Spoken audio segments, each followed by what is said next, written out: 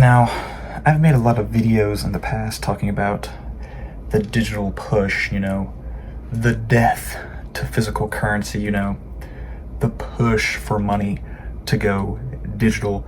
But I've never really brought everything under one umbrella, I guess you could say, under one caucus, and uniformed a entire central conspiracy on the entire digital push. And that's what I'm doing today. Today we're going to be looking at the digital push, how it's happening, and why. Most importantly, why it is happening and who wants it to happen and why it's benefiting them. So without further ado, let's go ahead and jump right into it. The basis of the entire digital push revolves around money. You will come to see, what doesn't revolve around money. But let's start with the money, since everything is the root of all evil. Let's just start with the money. So in the digital concept, the digital age, what is replacing the dollar bill? The good old crisp 20. You might say, well, everybody knows that's the credit card. Even today, you might carry a few bucks on you, but most likely you're using a credit card than cash. It's just more convenient, and that's a same pattern that we'll see here in a minute. A lot of people just say, oh, all these technology stuff is more convenient in everyday life, and when you take a minute to think about it, they're making it more convenient so that you use it, so that they can benefit off of you. So with that being said, the credit card. When we talk about the credit card, the first thing that you have to understand is that they're trying to kill paper money.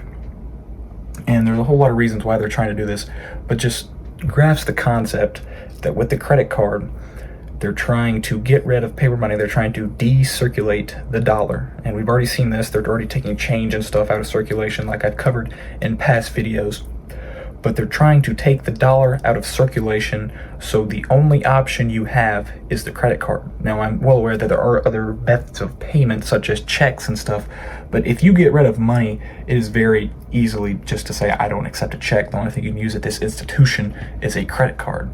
And then they've got you in the trap, and then they just put everything on the credit card. So with that first thing out the way, let's go ahead and dive into all those things that they can do with the credit card.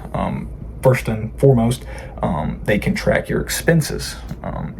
I'm pretty sure if you have a credit card that you get a monthly statement sent to your residence every month, of course. But in that statement, it's going to tell you what you spent your money on. It's going to tell you what time you spent, what day you spent it, and at what location you spent it, and or what business you spent it at. And that's a lot of fancy stuff for saying that they know exactly where you were, when you were, and how much money you spent. Therefore, concluding that they know your spending habits, your location, and all that stuff. Not only are they obviously tracking you, but they can then use this to, we'll see, get into this central theme later, but they will pit this stuff, this tracking data they've accumulated, and then pit it onto the data market, not only to make more money for themselves, but then to sell your data to other people, so that the entire capitalist system can then benefit off of your weaknesses, so they can better, advertise, better sell stuff to you. So in the long run, they're increasing the wealth disparity by making you spend more money on useless stuff at the end of the day. So not only do they track your expenses, that's very well commonly known. They literally tell you by sending a piece of paper to your house every month. But there's also a processing fee with the credit card, and this is something that a lot of people keep on talking about. They talk about, all these banks and stuff. They keep on putting this processing fee on top of it, or the institutions and stuff. They keep on putting this processing fee, like, I go to the hair salon and, there's a processing fee. I go to a little antique shop, there's a processing fee. And, it used to be like this. All the little places might, put the processing fee back onto you. But here recently, the bigger organizations have started pitting the processing fee back onto you. There's like a 4% processing fee whenever you use your credit card.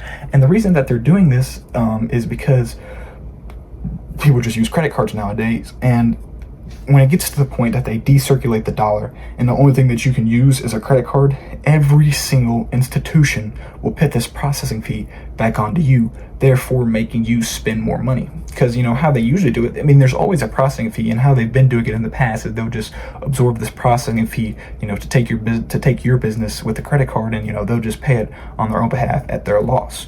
But when the dollar decirculates and there's no other mode of payment, the only option that you have to buy these goods, buy these necessities, if you will, is to pay with a credit card, and therefore you're going to pay the processing fee whether you want to or not, because you don't have an option. And that's a big one. They're just taking more money out of your pocket to where they previously weren't. So that's one big reason why they want paper money to be gone in the first place. And then lastly, we'll just look at the credit card debt. I think this is very well known, but credit card debt is extremely common, especially in America. The average household has $10,000 of credit card debt, and the idea is that it's very, very easy when you don't use paper money to just think that a credit card is this piece of plastic that will buy you anything that you see. And I know not everybody has credit card debt, not everybody has this problem, but it is a problem that some people have. And like I said, when the government and these authorities and these upper elites have control of the education system, and they're able to brainwash you through other technologies, what I get to here in a minute, but they can use all this to not educate you properly on the credit card, on this idea of credit, and then you're in this perpetual cycle of credit card debt, loan debt, all this stuff, and you're never able to gain financial freedom, never able to close the wealth disparity, because you have been in a hole since you were born, and you will be in a hole until you die. They're trying to pitch you in a hole because they don't want you to succeed. So that's my little spill on credit card debt, if you will. But yeah, with the credit cards, that's pretty much it. They want to kill money in order to track you, in order to charge you more money, and obviously keep you in a hole. Not to mention the whole idea of credit. If you don't actually own something you can trade, not only in times of marginal disparity and marginal, when stuff hits the fan, you have nothing actual to trade except a piece of plastic.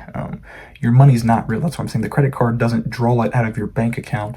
It's drawing it out of the bank's institution, saying, the bank is paying for this right now, and then I'm going to pay it later. And that's how a credit card works. So you actually have no real money. So, the idea of, you will own nothing and be happy. How do you get to the root of that? You just make it to where money doesn't actually exist in the first place. And you're not actually buying these things. If you buy something with a credit card, it's very easy then for the government or the banks to be like, oh, well, that's actually mine. I just, gave you the money to buy it. So that's the whole idea with credit card. That's why they want to get rid of paper money and make the transactions all digital. So with that being said, we've covered the basis of trade, which is one of the oldest human organizations, one of the oldest human activities, stuff that people have been doing since the beginning of time. Let's take a look at the technology, the pinnacle of the digital age, if you will, what everybody talks about when they talk about let's go digital. They talk about the technology. So, I guess I'm going to be talking about, phones and computers and all this stuff, but, more specifically, I'm going to be talking about phones, not only because it's more accessible and I feel like more people have it, but it's more occurring in your everyday life. Like, if you're going to use a computer, you got to sit down. But especially nowadays with the invention of the smartphone, come around in the year of our Lord 2007, it's very easy for it to just be in your pocket at all times, pull it out whenever you want to, and boom shalak, you got this amazing computer in your pocket that the government can brainwash you from. So with that being said, let's go ahead and get into it. So it is very well known. There's been extensive research, extensive studies, peer-reviewed articles, Stanford, Harvard, all these things, like real highly accredited institutions doing research on, phones. And they found that, if you spend too much time, on your phone, it actually acts as a drug. It acts as a substance. It kills gray matter in your brain which is the side effect of some other, drug paraphernalia and substances. So in that matter, a phone, technology, while they're implementing the stuff into your life, it's a drug. We all know that, being an alcoholic or, getting addicted to weed or cocaine, all this stuff can ruin your life. You can, make you rapidly accelerate from, being 18 to 30 and, working a dead-end job. Being addicted to technology is the same exact thing, but it's so normalized. That's what makes it so dangerous, because like people expect it of you. They expect you to have your phone at you all times. They expect you to be on your phones at all times. Like, very good example, I was just at a college orientation, the other day, and like one of the questions they do like this, the icebreaker activities or whatever, and it was like, if you had to keep one app and delete all the other, which one would you keep? And it was like TikTok, Instagram, and Snapchat. And I was like, I don't have any of these, and I really don't think you should have any of them. I mean, they add no benefit to your life. If we're being completely honest with ourselves, it only takes away from your life. But with that being said, it's so normalized. Everybody expects it of you. Everybody talks about it. It's in everybody's life. It's the most normalized drug in today's society, and that's what they want. They want the drugs to be normalized, to hinder you, to make you an obedient slave. Like I've said in the past, like I've said in other videos, they want a working population that is, not brain dead, but they can't think for themselves. Like, these things are they're telling you what they want you to think, and then they're obviously making you brain dead through destroying gray matter in your head. And not only this, it's also proven that the Gen Z, this generation, also very extensive, research and data have been collected on this from highly accredited institutions and private facilities and stuff like this. But Gen Z is the first generation in human history that is scoring lower on standardized tests than their parents did. And the main reason for this, obviously, is screens. The first generation that have had screens implemented into the classroom. Back in the day, they used the good old-fashioned paper and pen. What are they doing nowadays? They put all the assignments. You got to use Teams, Microsoft Words, type up your essay on the old Chromebook. That's what you're doing nowadays. Where back in the day, paper and pencil actually seem to work better because they scored higher, and they're not, brain dead slaves that they're actively killing your brain cells when you got to go to your government required contemporary education. That way they can kill your own brain cells. Again, I'm going to get into a video. I'm planning on making a video about the education system, but what's one way that you make an obedient population that does what you want to while being brain dead? You send them to a building for 8 hours a day that's air conditioned and has chemicals in the water, and you feed them food that probably most likely has chemicals as well, and then you make them sit in front of the screen for 6 hours to kill their brain cells and feed them whatever slop you want to feed them. Sounds like a pretty good gig to me. A pretty surefire way to get whatever we want to out of the younger generation, and that is being seen by Gen Z being dumber than their parents, which by no means should be happening, especially with the evolution of the internet and all this stuff. You think it would allow for so much, more knowledge to be spread and all this stuff, but it's actually happened the same opposite effect, meaning the only real way that this could happen is if it's, this stuff that we're consuming is actually coming inside of our brains and negatively affecting it, because we should be absorbing it. But it's a drug, like I said, so it's killing our brain instead. Not only this, I think, I don't know if a lot of people know this, but there's actually a chip inside of your phone. Like I said, we're talking about all technology here, but specifically your phone. I think it's like the Federal Communications Center or something. I'm not really sure what it's called, but quite literally, the federal government tracks your phone. They know where you're at all times. They can ping you wherever you are on Earth, wherever you are in America. If you bought a phone, they're tracking you. If it's in your pocket, they know exactly where you are. So, let's say, you know something, you figure something out that you're not supposed to. Well, what's going to stop the government from, pinging your exact location because you got your phone in your pocket and sending a few men in black suits to, let's just say, take care of you. And then not only are they tracking you physically, but like I said earlier, they're also tracking, what you're searching up and stuff like that, like the credit card. They track what you search up, track all your, browsing data and stuff like that. And like I said earlier, they just put on the DAC market, sell it, and that makes it easier for the capitalist system to do what it does best, then advertise back towards you and make you spend more money, more useless money on stuff that you don't need.